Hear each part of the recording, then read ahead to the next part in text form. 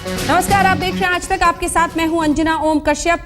कड़वी दवा पिला दी है नरेंद्र मोदी और उनकी सरकार ने। कुल मिलाकर सवाल यह है कि रेल किरायों में इजाफा हुआ है, यात्रा में 14.2% टिकटों में, और दूसरी तरफ में माल भाड़े में भी 6.5%। हमारे संवाददाता देश के कोने कोने में रेलवे प्लेटफॉर्म पर मौजूद हैं। ये जानने की कोशिश की जनता आखिर इस परेशानी से कैसे निपटने की सोच रही है और कितनी हताश है। सीधे सबसे पहले रुक करते हैं अनूप श्रीवास्तव का, जो लखनऊ से हमारे साथ जुड़े हैं, और फिर उसके बाद फौरन विकास आपके पास आएंगे मुंबई।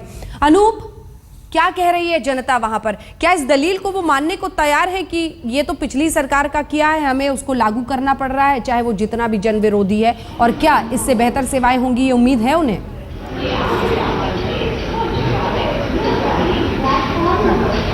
देखिए, हम यहाँ काफ़ी देर से लखनऊ के चारबाग स्टेशन पर खड़े हैं। हमने लोगों से बातचीत की। दो आपत्तियां हैं उनकी। पहली कि जिस तरह से इस किराए को लागू किया गया बजट के ठीक पहले, बिल्कुल अचानक जिस तरह से थोपा गया है जनता के ऊपर, उससे नाराजगी है लोगों में। साथ ही साथ लोगों को इंतजार था कि 24-25 दिन हो गए मोदी जी को शपथ लिए हुए, और इस बीच वो इंतजार कर रहे थे कि मोदी जी कोई ऐसी घोषणा करेंगे जिससे वाकई लगेगा कि हाँ, अच्छे दिन आने वाले हैं। लेकिन जो पहली बड़ी घोषणा हुई उससे तो लगता है कि बुरे दिन आने वाले हैं। हमारे साथ बहुत सारे पैसेंजर हैं। ज्योति हैं, दिल्ली जाना है इनको। आइए इनसे पूछते हैं। ज्योति, जो किराया बढ़ाया गया है, क्या कहना है आपका? सर, ये कहना चाहती हूँ कि हम लोग की जो कॉमन पीपल हैं, हम लोगों ने मोदी सरकार को एक स्टेबल सरकार दी है, तो हम लोगों ने सोचा था हमारी लाइफ में भी कुछ स्टेबिलिटी आएगी, लेकिन ऐसा कुछ नहीं है। रेलवे किराया सुनकर हम लोग की तो होश ही उड़ चुके हैं कि हम लोग को उम्मीद से मोदी सर पहली घोषणा है मोदी सरकार की और पैसेंजर्स के होश उड़े हुए हैं। हमारे साथ और पैसेंजर है, आपका क्या कहना है? जो इन्होंने इंक्रीमेंट किया रेलवे बजट का, सबसे ज़्यादा उसका इफेक्ट स्टूडेंट्स लाइफ पे पड़ा। Actually I am the engineering student studying in Pune. क्या चाहती हैं आप? मैं चाहती हूँ, रिक्वेस्ट है मोदी सरकार से, हम सब स्टूडेंट्स के तरफ से, कि बजट को थोड़ा कम किया जाए। इसको बढ़ा हुआ। आपका क्या कहना है? मेरा तो ये कहना है कि जो इन्होंने एकदम से किराया बढ़ाया, इन्होंने एकदम से नहीं बढ़ाना चाहिए था। और मेरी यही मोदी जी से रिक्वेस्ट है, हाथ जोड़ के प्रार्थना है, इस बढ़े हुए किराए को तुरंत वापस लें। यदि वापस नहीं ले सकते हैं तो जो इन्होंने बहुत बड़ी बड़ी घोषणाएं की हैं उसको जल्दी से जल्दी पूरा करें। माल भाड़ा बढ़ा है, उससे फर्क पड़ेगा आपको? महंगाई पे लगता है माल भाड़ा? हाँ, बिल्कुल माल भाड़े फर्क पड़ेगा। मोदी सरकार को आम जनता ने, पूरे हिंदुस्तान ने वोट दिया है। वो वोट इसलिए दिया गया था कि आम जनता का भला होगा। उन्होंने उनके घोषणा पत्र में था कि अच्छे दिन आएंगे, और अच्छे दिन ऐसे आएंगे, उनके पास पैसे लेने के देने के तरीके और भी थे।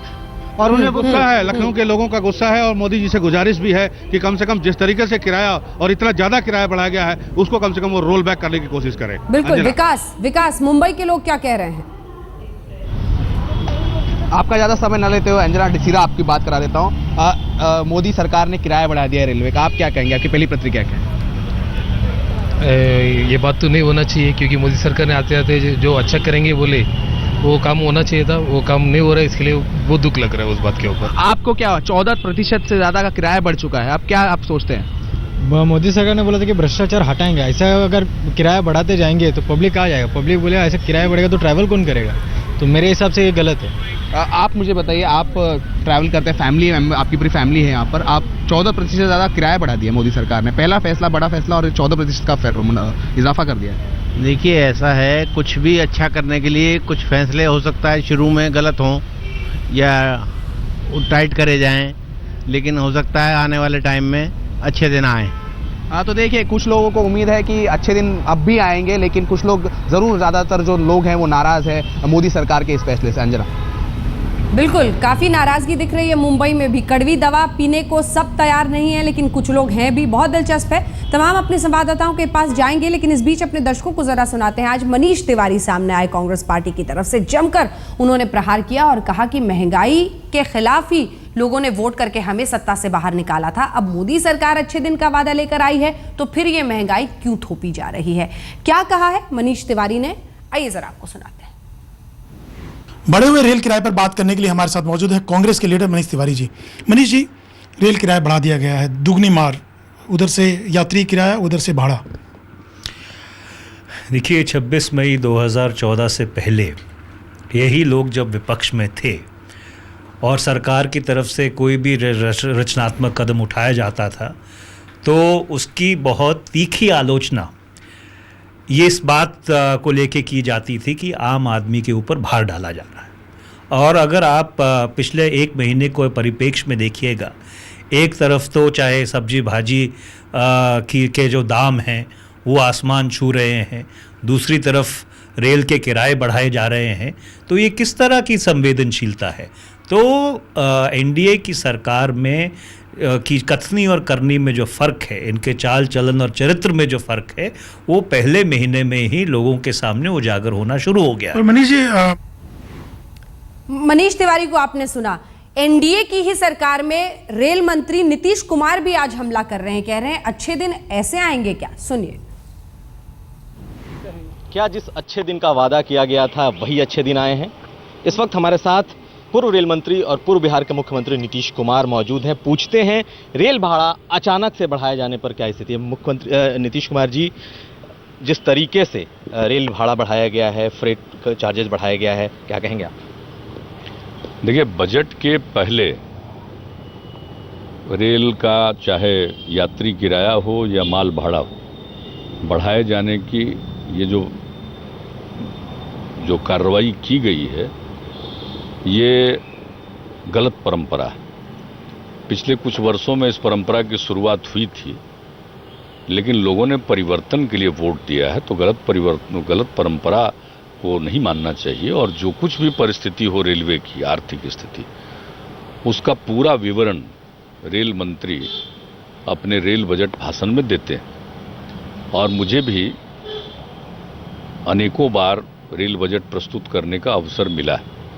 तो जो भी रेल की आर्थिक स्थिति होती है, उसका जिक्र होता है रेल बजट में, और आमदनी और खर्च के बीच का जो गैप होता है, उसको भरने के लिए अगर बढ़ोतरी करनी होती है, वृद्धि करनी होती है माल भाड़े में, यात्री किराए में, उसका उल्लेख किया जाता है और वो करते हैं। ये तो सरकार का अधिकार है, उनके सामने परिस्थितियां कैसी है, उसको किस ढंग से ठीक करेंगे, तो ये उपाय उनको करने होते हैं। रेल बजट का इंतजार क्यों नहीं, संसद में क्यों नहीं ये सब कुछ किया गया, ये कहना है कई और पार्टियों का नीतीश कुमार के अलावा। आइए जरा आपको सीधे लिए चलते हैं दिल्ली, जहां से सुप्रतिम लगातार हमारे साथ बने हुए हैं। सुप्रतिम, अगर और भी लोग आपके साथ जुड़े हों, कुल मिलाकर ये जो रेल बजट के पहले ही ये कर देना, इस पर लोगों की क्या प्रतिक्रिया है? जी देखिए, अब से कुछ देर पहले मैंने लोगों से बातचीत की थी। उनका ये कहना था कि बजट के पहले ये करना बिल्कुल सरासर गलत है। जाहिर सी बात है, कई लोग मुझे ऐसे भी मिले जिनका ये कहना था कि शायद सरकार इसके बाद बजट में न बढ़ाए और ये क्रेडिट लेने की कोशिश करे कि बजट हमने बिना किसी किराए के इजाफे के पेश कर दिया है। तो लोगों को लग रहा है कि ये जो बढ़ोतरी अभी की गई है, उसमें भी शायद आगे की तैयारी छिपी है, जिसमें अभी की जो सरकार है वो पिछले सरकार के ऊपर ठीकरा फोड़कर क्रेडिट लेना चाहती है। कुछ और भी मुसाफिर यहाँ खड़े हैं, उनसे एक बार और बात करेंगे। अंजना, उनसे भी जानेंगे। आप ट्रेन से सफर करने के लिए यहाँ पहुंचे हैं। अभी रेल के किराए में नए सिरे से इजाफा हुआ है, 25 तारीख से वो लागू होना है। सरकार ने जो वायदे किए थे उसके उलट आम लोगों का ये मानना है कि अच्छे दिन नहीं आ रहे हैं, बल्कि दिन बुरे शुरू हो गए। आपकी क्या राय है, क्या समझते हैं आप? मैंने भी जस्ट एक खबर सुनी है अभी, और आपके माध्यम से सुनी है। इसके लिए आपको बहुत बहुत धन्यवाद कि आपने सबसे पहले खबर लोगों तक पहुंचाई है। मैंने जस्ट आज दोपहर में भी देखा इस चीज़ को।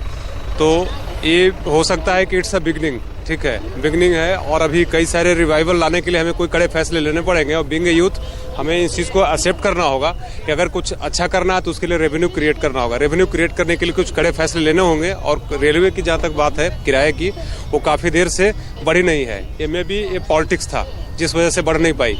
वोट बैंक की बात ये कहा जा रहा है, लोगों ने क्या कहा कि कोई वैकल्पिक इंतजाम करना चाहिए था, बजाय इसके कि आम जनता के ऊपर बोझ डाल देते। नहीं, थोड़ी बोझ हम उठा सकते हैं, लेकिन बशर्ते हमें सुविधा मिले। जैसे रेलवे में आज सुरक्षा होनी चाहिए, रेलवे में आज खान पीन का जो प्रॉब्लम आम जनता को है वो दूर होनी चाहिए।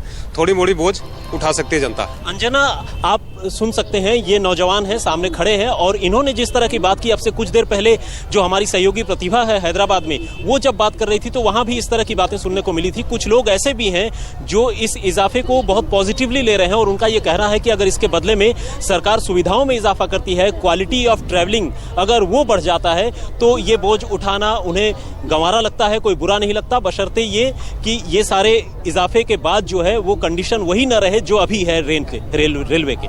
बिल्कुल, हर हाल में जनता आकेगी, लेकिन सुप्रतिम, अगर परफॉर्मेंस भी है तो वो भी समझने की कोशिश करेगी कि अगर आप पैसों में इजाफा कर रहे हैं किरायों में, तो उसके बदले बेहतर सुविधाएं कब, कैसे और किस तादाद में। यूपीए सरकार में पूर्व रेल मंत्री मल्लिकार्जुन खड़गे ये कहते हुए कि इस वक्त ये फैसला सही नहीं है। बहरहाल आइए आपको सुनाते हैं शाहनवाज हुसैन सरकार का बचाव कर रहे थे कुछ देर पहले। क्या कह रहे हैं सुनिए। देखिए, कोई किराया बढ़ाया नहीं गया है इंटरिम बजट में, और पहले जो सरकार ने बजट में पास किया था कि तेल की कीमतों से जोड़ा था, जो कांग्रेस की पिछली सरकार थी, उसके बजट को तो डिसऑन नहीं कर सकते। ये पहले से ही बजट में प्रावधान था कि जो तेल की कीमत बढ़ेगी उससे किराया को जोड़ा गया था, और इस पर पहले भी पार्लियामेंट में और कई जगह इस पर चर्चा हुई थी। हम लोगों ने भी इस पर चर्चा की थी। तो क्योंकि रोज का करीब 900 करोड़ का नुकसान रेलवे को हो रहा है, रेल के क्षेत्र में